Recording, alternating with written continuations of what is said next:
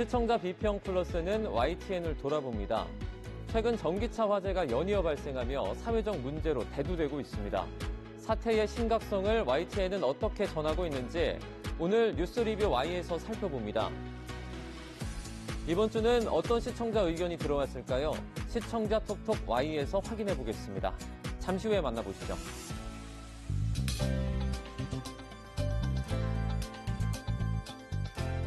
시청자 여러분 안녕하십니까? 정주영입니다. 연일 찜통더위가 이어지면서 올해 온열 질환자가 2,200명을 넘었습니다. 행정안전부에 따르면 연령대로는 5, 60대가 취약했고 발생 장소는 실외 작업장이 가장 많았다고 합니다. 당분간 체감온도가 35도 내외의 무더운 날씨가 이어질 것으로 관측된 만큼 이 폭염 피해에 각별히 주의해 주시길 바랍니다. 그럼 이번 주 시청자 비평 플러스 뉴스 리뷰 Y로 시작합니다.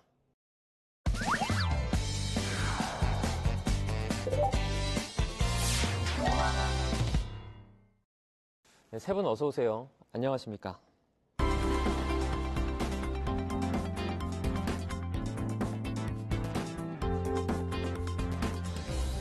뉴스 리뷰 Y 시작해봅니다. 먼저 조수진 시청자 평가원이 가져오신 오늘의 주제부터 들어봅니다. 최근 전기차 화재로 인한 피해가 심각합니다.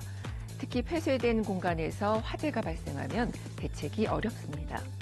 따라서 전문가들은 화재가 발생하지 않는 예방 차원의 방법이 중요하다고 말하는데요. 점점 늘고 있는 전기차 화재 사고, YTN은 어떻게 보도하고 있는지 오늘 뉴스 리뷰 Y에서 살펴봅니다. 네, 사실 이번에 인천 청라에서 발생한 전기차 화재 사고 얘기가 당연히 나올 것 같아요. 이 밖에도 최근에 전기차에서 불이 나는 일이 잇따르고 있습니다. 이 관련해서 전기차에 대한 불안감들이 정말 크게 확산하고 있는데요. 먼저 인천 전기차 화재 사고 소식을 전한 YTN 보도부터 살펴보도록 하겠습니다. 네, 지난 8월 1일 보도였습니다. 난데없이 펑 불붙은 전기차 8시간 만에 진화라는 제목이었는데요. 아파트 지하 주차장에서 발생한 전기차 화재와 관련해서 피해 상황을 전했습니다. 특히 이제 CCTV를 통해서 당시의 모습을 시각적으로 잘 짚어서 갑작스럽게 폭발 등 그 위험을 알 수 있었는데요. 이 이제 전문가들을 통해 화재 예방의 중요성과 또 대책 마련이 시급함을 강조를 합니다. 차량 70여 대가 피해를 입었고요. 화재 진압에 8시간이나 걸렸습니다. 소방관도 또 한 명 다치셨죠. 요즘 이렇게 이제 전기차 충전소가 지하 주차장에 설치된 경우가 많은데요. 그러다 보니까 이렇게 큰 피해로 이어지는 경우가 많습니다. 전기차가 늘고 있는 상황에서 이에 대한 대책 마련 시급합니다. 이런 부분들을 잘 짚어줬습니다. 또 이어서 이제 이번 사고로 주민 피해가 얼마나 큰지 알 수 있는 보도도 계속 이어졌습니다. 2일 보도였습니다. 전기차 불로 수백 세대 단전 단수 차량 140여 대 피해라는 제목입니다. 전기차 화재로 수백 세대 주민들이 단전 단수로 불편을 겪고 있는 상황 등의 내용을 전했습니다. 특히 차량 40여 대가 완전히 불에 타고 또 100여 대가 손상되는 큰 피해 사실을 알 수 있었는데요. 480여 세대가 전기와 물이 끊긴 상태에서 주민들은 그 임시 대피소에 머물고 있다라는 점에 그 늘어나는 전기차 보급과 관련해서 위험성 지적 등 각별한 주의가 필요해 보였습니다. 저는 연이은 전기차 화재의 불안 확산, 피해 막을 대책 없나 제목의 대담을 살펴보았는데요. 전기차 화재 당시 상황부터 피해 정도, 근본적 대책 등을 다루고 있었습니다. 다만 전기차 주차나 충전소 설치 관련 기준 규제에 관한 보도와 지상 지하 충전 구역별 맞춤형 화재 예방 안전관리에 대한 대응에 대한 점검 보도가 더 필요해 보였습니다. 다른 나라 같은 경우에는 전기차 충전 시설을 지상에 설치하고 지하에 들어간 곳은 이제 한국이 유일하다고 보도를 하고 있었는데요. 해외에서는 이 문제를 어떻게 해결하는지에 대한 보도도 좀 부족했던 것 같습니다. 네, 이제 아파트 지하 주차장에서 발생한 정말 대규모의 전기차 화재 사건이었습니다. 당시 긴박한 상황을 YTN이 속보로 전하기도 했는데 이 정도 규모의 화재, 전기차 화재는 처음이지 않습니까? 유럽 같은 나라가 지금 그 전기차의 지하 주차가 금지되어 있습니다. 그런데 그 계기가 대부분 이렇게 큰 화재 사건을 겪은 뒤에 이제 마련이 됐거든요. 독일은 2020년에 이런 그 유사한 전기차 화재 사고가 있었고, 벨기에도 2022년에서 브뤼셀에서 이런 화재가 있었습니다. 화재가 난 다음부터 이제 그 전기차의 그 주차 문제 이런 것들에 대한 관심들이 높아졌는데 전 세계적으로 친환경 정책이 모든 그 정부의 목표가 되다 보니까 전기차가 나름대로 이제 친환경이라는 이미지가 있어서 우리도 대부분 전기차 보급을 확대하는 정책을 계속해서 써왔죠. 그래서 최근에 이제 법을 통해서 친환경 자동차법이라는 것을 이제 만들어서 그 충전소 의무 설치 대상도 정해서 최근 들어서 아파트 보면 지하에 왜 그 충전 시설들이 많이 늘어난 걸 좀 보셨을 텐데요. 전기차를 계속해서 보급을 늘려가는 정책으로 가다가 이렇게 큰 화재가 남으로써 사실 상당히 제동이 걸렸다고 볼 수 있거든요. 그렇기 때문에 앞으로 정부가 어떤 대책 또 어떤 정책을 마련하느냐에 따라서 전기차 수요가 또는 전기차 판매가 늘거나 또는 줄거나 지금은 기로에 섰다 이렇게 볼 수 있습니다. 자, 이제 화재 원인 중에 또 가장 많이 언급되는 것이 바로 배터리 관련된 문제입니다. 배터리 불량인데요. 이 부분을 다룬 보도도 좀 살펴볼까요? 네, 전기차 화재의 원인은 이제 배터리에 주목을 하면서 배터리의 주요 성분과 그리고 효율성 그리고 화재의 위험성 등을 시청자 눈높이에 맞게 설명한 대담이 있었습니다. 주차 충전 중에 활활 2단 전기차 화재 대책은 제목의 대담이었는데요. 폭염, 폭우, 고온, 습도 등에 따른 배터리 손상과 그에 따른 화재 위험성을 잘 짚었습니다. 특히 고온의 위험성을 강조하면서 배터리가 지나치게 열을 받으면 냉각 기능이 활성화되어서 이제 무리하게 돌아가게 되면서 오히려 문제가 생길 수 있기 때문에 그늘에 이제 주차를 해야 한다는 점을 당부를 했고요. 인천 아파트 지하 주차장 사고의 피해가 엄청나게 컸던 이유 중에 하나가 이제 차가 지하 주차장에 주차되어 있었기 때문에 이제 화재 진압이 어려웠기 때문인데요.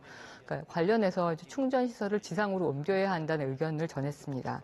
그리고 그게 어렵다면 최소 주차장 입구에라도 충전 시설을 설치를 해야 하고 이제 한국처럼 이제 도시의 어떤 인구가 과밀한 싱가포르를 예를 들면서 싱가포르는 지상에 충전기를 설치를 하는 걸 의무화하고 있다는 점을 이제 덧붙였습니다. 또 이 전기차 배터리 같은 경우는 이제 한번 불이 나면 진화가 어렵기 때문에 이제 화재가 번지는 걸 막기 위해서 주차 구역에 방화벽을 설치를 하거나 이제 소화 시설을 설치를 의무화하는 것을 강조를 했는데요. 이 점도 이 이슈를 이해를 하는데 상당히 도움이 됐습니다. 네. 또 이제 인천에 이어서 충남의 한 주차 타워에서 또 화재가 발생을 했었죠. 전문가 대담을 통해서 이번 전기차 화재 사고에 대해서 전반적으로 점검을 했는데요. 지난 6일 보도입니다. 주차타워에서 또 전기차 불, 지상 가라, 주민 난색이라는 그런 제목의 보도였습니다. 전기차 화재의 원인을 두 가지로 제시를 하는데요. 과충전과 또 배터리셀 자체 불량입니다.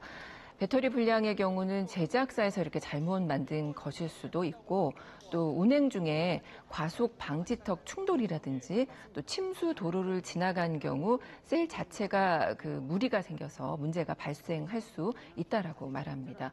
최근에 이제 큰 비가 참 많았던 만큼 주의해야 할 텐데요. 이렇게 사고의 원인과 또 우리나라 주거 특성상 화재 진압이 어려운 점들에 대해서 자세하게 정보를 제공했습니다. 네, 배터리는 전기차의 주요 부품이지만 한국 소비자들 같은 경우에는 배터리 제조사를 알지 못하는데요. 이와 관련한 내용을 다룬 보도도 있었습니다. 전기차에 어디 제품 썼나, 배터리 실명제 검토 제목의 보도입니다. 내용을 보면은 유럽연합이나 미국, 중국 같은 경우에 이미 배터리 제조사 정보를 공개를 하고 있고 우리 정부도 차주가 직접 배터리 정보를 등록할 수 있는 서비스를 운영하고 있지만 일부 수입차들이 참여하고 있지 않다라고 전하고 있는데요.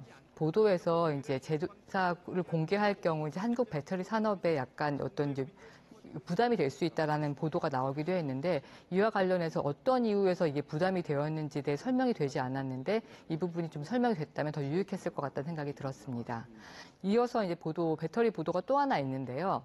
또 전기차 화재, 벤츠엔 세계 10위 중배터리에선 화재가 난 벤츠 전기차에 들어간 배터리가 세계 10위의 배터리 업체인 중국 파라시스의 제품이라는 점을 둘러싼 논란을 다뤘습니다. 그러니까 무려 1억 원이 넘는 벤츠에 왜 세계 10위의 중국 업체 제품인지 사용됐느냐에 관한 내용인데요. 보도에서는 이제 이 업체가 2021년에 중국에서 이제 화재 발생 가능성에 대한 우려가 있어서 대규모로 리콜을 한 적이 있다는 점을 언급을 하면서도 이제 모든 제품이 다 이미 안전 기준을 다 통과한 제품이고 전기차에 들어가는 배터리 같은 경우에는 나라별, 메이커별로 이제 관계를 고려해서 설치를 하고 있다는 점, 그리고 이미 중국에서 벤츠의 인기가 굉장히 많기 때문에 전략적으로 중국에산 배터리를 쓴 것 같다는 전문가의 입장을 인용을 하면서 심중한 입장을 보였습니다. 네, 또 8월 14일 보도죠. 결국 배터리 제조사 밝힌 벤츠 5개 차종에 중국 파라시스라는 그 제목의 보도였습니다. 벤츠 측에서도 배터리 제조사 정보를 공개를 했습니다.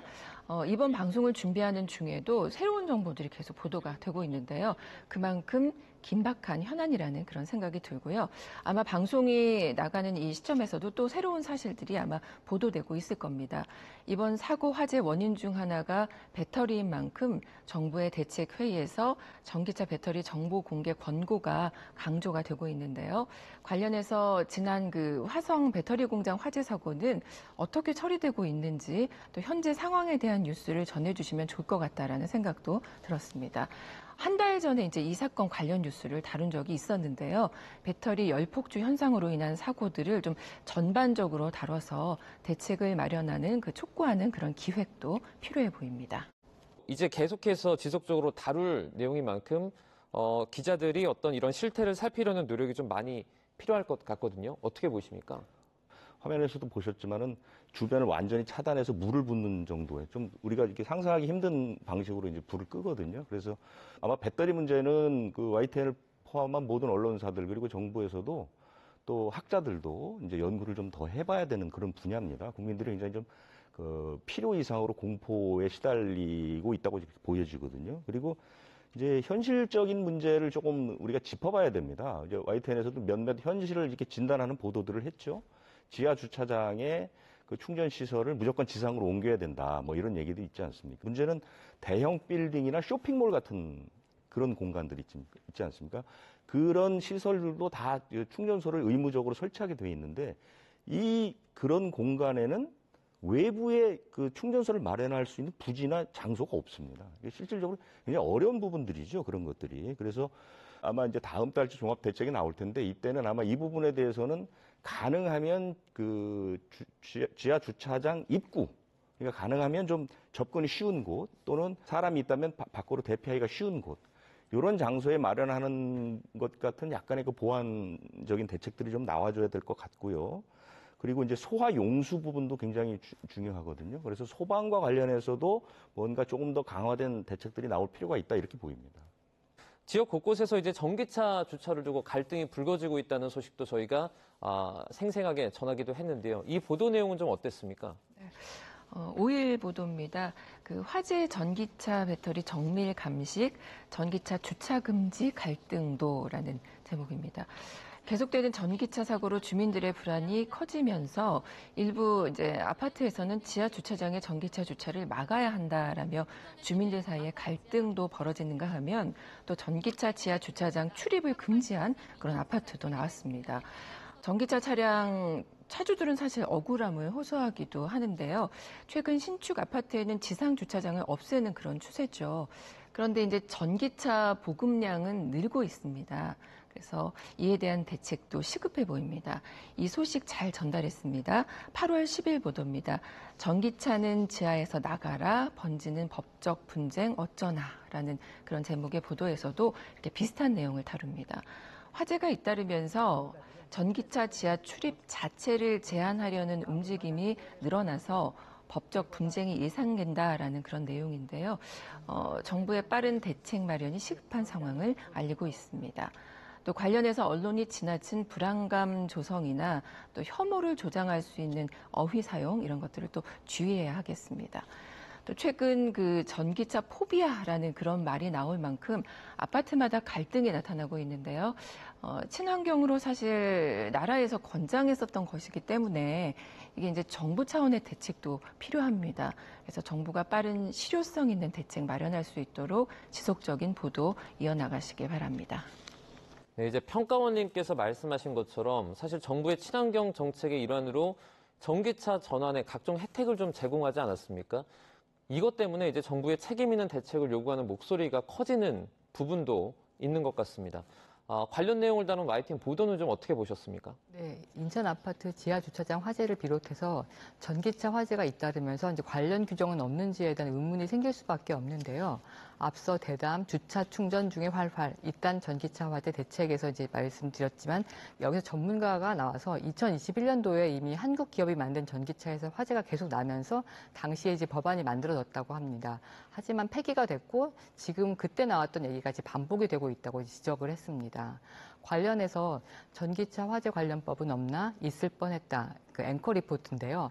지난 21대 국회에서 전기차 화재 사고를 대비할 수 있는 법안들이 발의됐지만 폐기된 사실을 이제 구체적으로 다뤘습니다. 전기차 충전소 주변에 소방시설을 설치하고 전기차 충전기 관리자가 화재 등 사고에 대비해 보험을 의무적으로 가입하게 하는 법, 자동차 검사를 할 때 배터리 상태도 점검하도록 하는 법 등이 제시됐는데요. 당시 여야의 극한 대립 속에서 제대로 논의되지 못한 채 폐기되고 있다고 지적을 했습니다. 어떻게 보면 친환경은 이상적인 부분에 좀 닿아 있다고 생각을 합니다. 그러다 보니까 전기차 보급에만 좀 급급했고 그러다 안전대책이 미비한 지금 같은 상황이 적나라하게 드러나게 된 것 같은데요. 언론이 이제 이러한 부분에 대해서 감시의 기능이 조금 더 필요할 것 같아요. 뒷북 정책이라고 하죠. 그 정책이 이 상황의 변화를 따라가지 못하고 아까 말씀드렸지만 다음 달 초에 그 전기차 화재 종합 대책이라는 걸 발표하겠다고 했는데 지난 13일에는 전기차 화재 안전관리 방안이라는 것을 정부에서 내놨습니다. 그런데 정부가 하는 일이라곤 전기차 배터리 재원을 자발적으로 공개할 것을 권고한다. 이런 대책이 나왔거든요. 공개를 의무화하는 것도 아니고 권고하는 수준인데 이미 다 공개를 하고 있죠. 우리 현대 기아차도 다 벤츠 이런 회사 다 공개하고 있고요. 그 다음에 현대나 기아 벤츠에서 전기차를 무상 점검 서비스를 하겠다. 이건 뭐 정부에서 하는 것은 아니고요. 소방당국에서 소방시설을 점검하겠다. 뭐 이 정도 대책밖에 나오지 않았거든요. 이 대책으로 과연 그럼 지금 전기차 화재를 막을 수 있느냐? 그렇지 않습니다. 한 단체에서 조사를 해보니까 청라아파트 화재 이후에 지하 주차장의 충전의 건수가 줄었는가를 살펴봤더니 2.5% 주는데 그쳤다는 거죠. 그건 무슨 뜻이냐면 대안이 없다는 겁니다. 지금 전기차가 불이 나더라도 그럼 전기차를 가지신 분들은 충전을 안 할 수도 없는 것이고 그러다 보니까 근본적인 대책, 조금 강한 대책이 필요한데 이런 것들이 없다는 것이죠. 그래서 언론들이 이 상태에서 해야 될 것은 언론이 너무 과잉 대응하게 되면 시청자나 국민들이 공포감을 갖게 됩니다. 실제로 전기차의 화재 비율이 내연기관 차량보다 높지 않습니다. 그런데도 지금 너무 부각이 돼서 전기차 화재가 아주 매우 빈발하는 것처럼 이제 이렇게 느껴지는 건데 그런 보도보다는 현실성 있는 안전 대책을 좀 찾아봐야 됩니다, 언론도. 그래서 어쨌든 친환경 자동차로서 전기 자동차는 보급을 늘려야 하는 당위성이 있기 때문에 보급도 늘리면서 안전 대책도 마련하는 이쪽에 좀 언론 보도에 초점을 맞춰야 하지 않을까 이렇게 생각이 됩니다. 아무래도 언론에서 뭐 인천 청라 지하주차장 전기차 사고 같은 것들이 많이 부각이 되다 보니까 국민들이 많이 불안해하는 것 같아요. 그렇다 보니까 국민들이 나서서 자체적으로 화재 예방책을 찾기도 하고 있습니다. 관련 내용을 전하기도 했는데 이 관련한 YTN 보도는 어땠습니까? 네, 보도 중 하나인 이 물 뿌리고 덮고 담그고 전기차 화재 대응법 이 보도에서는 이동식 수조와 질식 소화 덮개 등 전기차 화재 시 대응책과 이제 한계 등을 설명을 했는데요. 대응법이라는 어떤 제목과 달리 약간 구체적인 대응책이 제시되지는 않았던 것 같습니다. 예를 들어 이제 기사에서 리튬용 소화기를 소개를 했는데요. 리튬용 소화기 같은 경우에 이제 화재 초기라도 소화기 한 대로는 진압을 하기에 부족하고 유독가스란 폭발의 위험이 있어서 개인이 하기엔 한계가 있다는 정도로만 내용을 다루고 있습니다. 그리고 이어서 그러니까 주차 시설을 개선할 필요가 있고 효과적인 대책 마련이 시급하다는 굉장히 추상적인 얘기로 이제 기사를 마무리한 점도 아쉬웠습니다. 또 기사에서 이제 리튬용 소화기를 이제 그 사례로 제시를 했는데요. 그러니까 현재 국내에는 화재 전용으로 사용할 수 있게 정식 승인된 소화기가 리튬용 소화기로는 없다는 이제 보도가 있었거든요. 다른 언론 보도를 보면요. 그래서 관련해서 좀 더 정확한 정보를 좀 알려줬으면 좋겠다는 생각이 들었습니다. 자, 그럼 오늘 뉴스 리뷰 Y 내용 정리해 보겠습니다. 이것만은 꼭 시간인데요. 먼저 평가원님부터 오늘 한 줄평 부탁드립니다. 불안감 조성보다 대책 마련 촉구로. 최근 들어 늘고 있는 전기차 화재로 시민들의 불안감이 커지고 있습니다. 때문에 지역민들 간의 전기차 주차 문제로 갈등이 빚어지고 있는데요. 전기차 출입 통제에 대한 논쟁보다 화재 자체를 막을 수 있는 대책 마련이 시급합니다. 언론은 불안감 조성이나 갈등을 증폭시키는 그런 보도보다는 실효성 있는 대책이 마련될 수 있도록 촉구하는 역할을 해야 할 때입니다. YTN이 이러한 보도에 앞장서 주시기 바랍니다. 네, 이번에는 이선민 박사님의 오늘 한 줄 평도 들어보겠습니다. 안전을 최우선으로 보도해 주길. 미래성장 동력, 기술혁신, 친환경 교통수단 보급, 쾌적한 주거환경 조성이 안전보다 우선시될 수는 없습니다. 전기차 화재는 증가하고 있었고 사고를 막을 기회가 있었지만 놓치고 말았습니다.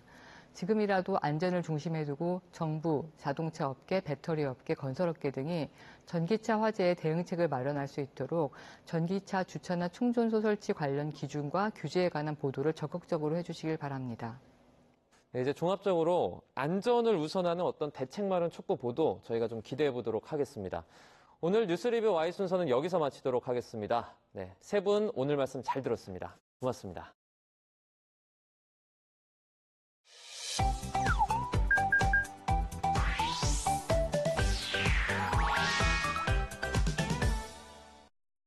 YTN을 향한 시청자 의견이라면 모두 귀 기울여 듣고 답하는 시청자 톡톡 Y 시간입니다. 오늘 주목한 시청자 의견을 AI 앵커 Y고가 소개해드립니다. 지금 바로 만나보시죠. 안녕하세요. AI 앵커 Y고입니다. 오늘의 첫 번째 주제는 케이블카에 대한 시청자 의견을 들어봤습니다. 자세한 내용 지금 바로 보시죠.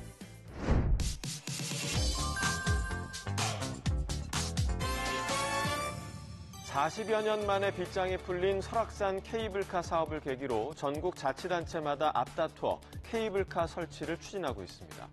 설악산 케이블카의 추가 설치가 현실화되면서 추가로 강원도 다른 지역까지 케이블카 설치 사업을 추진 중이라는 소식을 알린 보도가 있었습니다.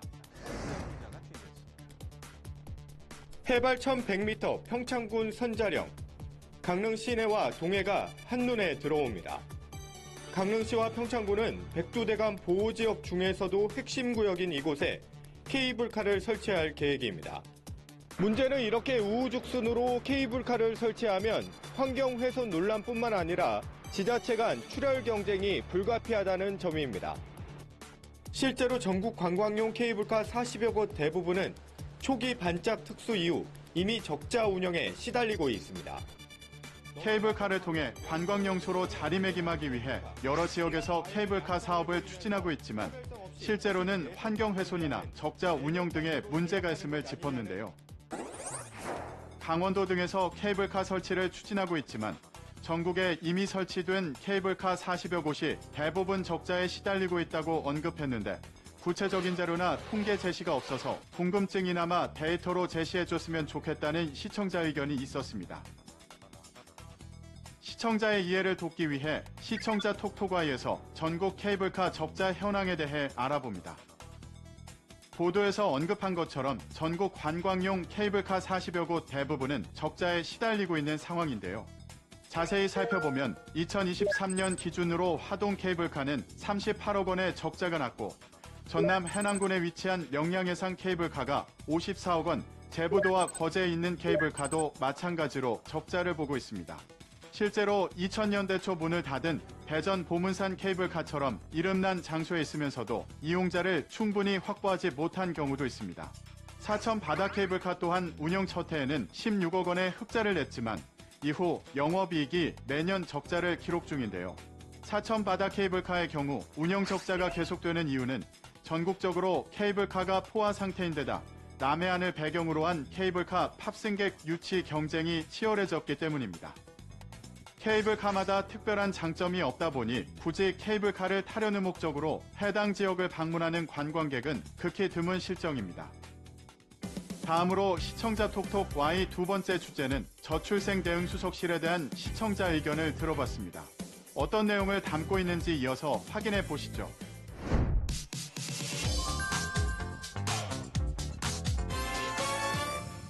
윤석열 대통령이 저출생 대응 수석에 저출생 극복을 위해 대통령실에서 저출생 대응 수석실을 신설하고 저출생 대응 수석으로 유혜미 교수를 내정했다는 소식을 알린 리포트가 있었습니다. 대통령실은 경제학자인 유교수를 발탁한 이유로 그동안 저출생 문제의 여러 해법을 치열하게 연구했고 국정 철학에 대한 이해도 역시 높다고 소개했습니다. 역대 정부를 통틀어 처음 만든 저출생 대응 수석실은 산하에 2개의 비서관실을 두게 됩니다. 고령사회 등 인구 정책 전반과 예산을 챙기는 인구기획비서관, 또 육아휴직과 같은 세부 정책과 인식 개선까지 저출생 문제에 더욱 집중하는 저출생 대응 비서관입니다. 저출생 대응 수석으로 유혜미 교수를 내정하게 된 배경과 저출생 대응 수석실의 새로운 구조를 설명하며 그 역할을 간단히 소개했는데요. 저출생 대응 수석을 내정한 소식과 앞으로 수석실의 구조가 바뀐다는 점을 전했는데 새롭게 신설되는 저출생 대응 수석실이 앞으로 다룰 현안이나 권한 등이 궁금하다는 시청자 의견이 있었습니다. 시청자 톡톡 Y에서 신설되는 저출생 대응 수석실에 대해 자세히 살펴봅니다. 저출생 수석실 설치는 지난 5월 13일 윤 대통령이 수석비서관 회의에서 지시하면서 추진됐습니다. 현재 저출생 대응 기능과 인력, 예산은 주무부처인 보건복지부뿐만 아니라 기획재정부, 고용노동부, 여성가족부, 국토교통부 등에 흩어져 있는 상태인데요. 이에 범정부 차원에서 정책을 조율하고 통합적으로 저출생 대응에 나서야 한다는 지적이 제기돼 왔습니다. 인구정책 사령탑 역할을 해온 대통령 직속 저출산 고령사회위원회는 자문기구이자 정책결정권 등이 없다는 점이 한계로 지목되는데요. 이에 따라 저출생 수석실에서 대통령실과 정부 부처 간 가교 역할을 맡고 정책 조율 및 관할에 나설 것으로 예상됩니다. 대통령실 관계자는 각 부처에 나눠져 있는 저출생 기능들을 모아서 포괄적으로 조율하게 될 것이라며 이제 출범했기 때문에 세팅 단계지만 저출생 관련 업무 영역에 경계는 없을 것 같다라고 말하기도 했습니다. 마지막으로 오늘 시청자 톡톡 Y 세 번째 주제는 모바일 임대차 신고에 대한 시청자 의견을 들어봤습니다. 이어지는 내용도 지금 바로 만나보시죠.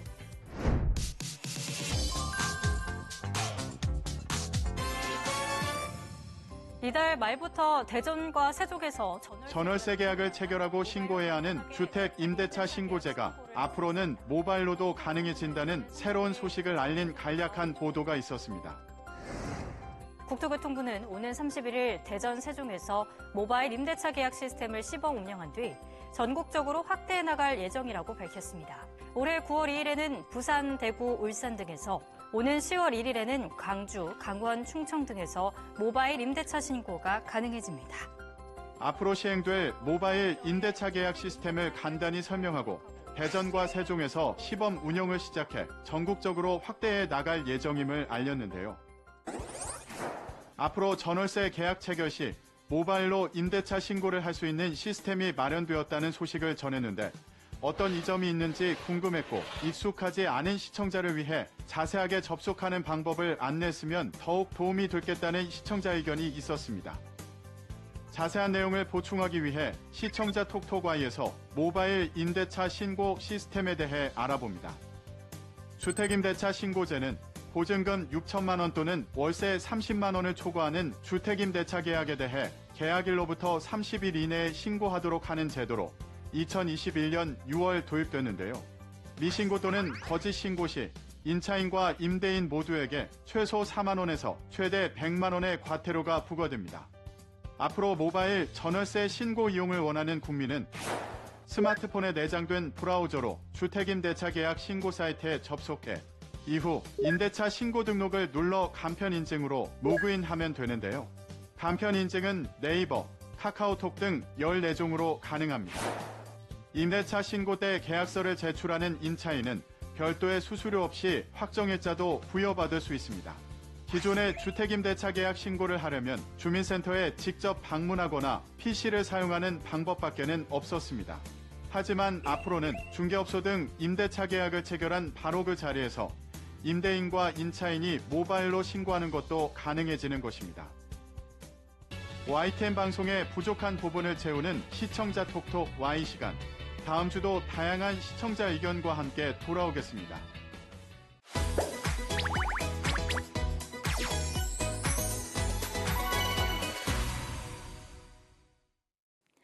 안녕하세요. YTN DMB 시청자 평가원 박하민입니다.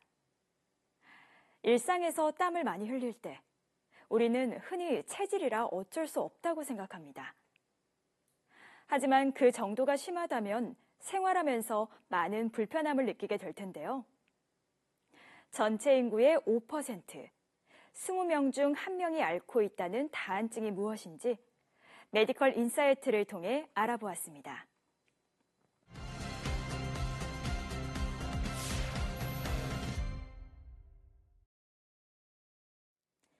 메디컬 인사이트는 질병에 대한 정보와 예방관리법, 치료법 등 유익한 의료 정보를 강연 형식으로 전달합니다. 해당 분야의 최고 의료 전문가 이야기를 통해 질병에 관해 보다 신뢰감 있는 정보를 얻을 수 있는데요. 이번 시간에는 흉부외과 전문의가 강연자로 나서 다한증의 증상과 치료법을 소개했습니다. 온도나 스트레스 또는 교감신경계의 이상으로 인해 비정상적으로 많은 땀을 흘려 일상생활에 지장을 초래하는 질환을 다한증이라고 합니다. 손은 물론 얼굴, 발, 겨드랑이 등 다양한 곳에서 증상이 발생해 악수를 꺼리게 되거나 발이 미끄러워 힐을 신을 수 없고 뜨겁고 매운 음식을 먹을 때 얼굴에서 땀이 과도하게 나서 다른 사람들과의 식사도 어렵다고 하는데요. 이렇게 일상에 지장을 주어 삶의 질을 떨어뜨리는 다한증은 어떻게 치료가 가능할까요? 치료는 비수술과 수술적인 치료로 나뉜다고 합니다. 비수술적인 치료는 증상을 조절하여 일상생활에서의 문제점을 개선하는 방식으로 이루어진다고 하는데요. 약물 치료에 사용되는 약의 종류와 부작용, 보톡스와 이온 영동 치료의 효과와 장단점에 대해 상세히 설명해 주어 이해가 편했습니다. 비수술적인 치료가 만족스럽지 않을 때는 수술 치료를 하게 된다고 합니다. 직접 수술하는 과정을 자료 화면으로 담아 수술 원리에 대해 알 수 있어 좋았지만 설명 중간에 섞여 있는 전문 용어로 인해 이해하기 어려운 부분도 있었습니다. 수술 과정을 좀 더 쉽게 풀어서 설명해 주었다면 좋았을 것 같습니다. 수술 치료는 완치에 가깝다는 장점이 있지만 수술 부위가 아닌 다른 곳에서 땀이 나는 보상성 다한증이 발병할 수 있는 위험성이 있다고 하는데요. 보상성 다한증의 발병률을 감소시키기 위한 각고의 노력과 해외 수술 사례를 소개해 주어 수술 치료에 대한 신뢰를 높여주었습니다. 이어서 다한증 수술을 받은 이후 행복한 새 삶을 살고 있다는 강연자의 실제 환자 사례가 소개되었는데요. 감사의 마음을 담은 편지 내용에서 수술 치료의 긍정적인 효과를 느낄 수 있어 좋았습니다. 이번 주 메디컬 인사이트는 일상의 어려움을 유발하는 다한증에 대해 다뤘습니다. 다한증을 체질로 치부하고 치료를 받지 않는 다한증 환자의 비율이 무려 90%라고 하는데요. 이번 방송을 계기로 다한증 여부를 스스로 진단해보고 적극적인 치료를 받게 되어 그동안 원인을 알지 못해 고통받았던 다한증 환자들의 삶의 질이 높아지길 기대해봅니다.